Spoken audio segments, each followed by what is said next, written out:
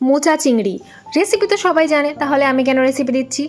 এই রেসিপিটা হচ্ছে মোচা চিংড়ি মানে নিরামিষ মোচা চিংড়ি। যেই রেসিপিটা শেষ অবধি দেখতে হবে, তাহলেই বুঝতে পারবে কেন আমি এটাকে নিরামিষ বলছি। আর যারা নতুন নতুন রান্না শিখেছে তাদের জন্য বেস্ট। তো মোচাটাকে আমি সঙ্গে সঙ্গে কেটে নিয়ে ভালো করে হলুদ আর লবণ দিয়ে সেদ্ধ করে নিয়ে জল ঝরিয়ে রেখে দিয়েছি। চিংড়ি মাছটা সর্ষের তেলে ভেজে নেব, খুব বেশি ভাজার দরকার নেই, 2 মিনিট ভাজলেই হয়ে যাবে। তুলে রেখে দেবো। ওই তেলেই দিয়ে দেবো কালো জিরে আর অনেকটা আদা কুচি বা আদা বাটা দিয়ে কষানো হয়ে গেলে একদম ছোট্ট ছোট্ট করে কেটে রাখা আলু দিয়ে দেব।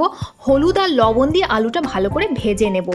ভাজা হয়ে গেছে, ভাজা হয়ে গেলে তারপরে এখানে দিয়ে দেব টমেটো কুচি। টমেটো কুচিটা ঢাকা দিয়ে টমেটোটা নরম হয়ে গেলে প্রয়োজনীয় মশলা হলুদ গুঁড়ো, জিরে গুঁড়ো, ধনে গুঁড়ো, শুকনো লঙ্কা গুঁড়ো, সামান্য একটু জল দেব, দিয়ে মশলাটা ভালো করে কষিয়ে নেব।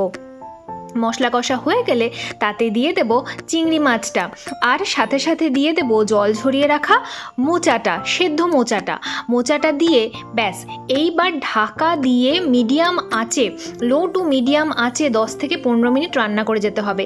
কোনো জল দিতে হবে না, নিজের জলেই সুন্দর করে হয়ে যাবে।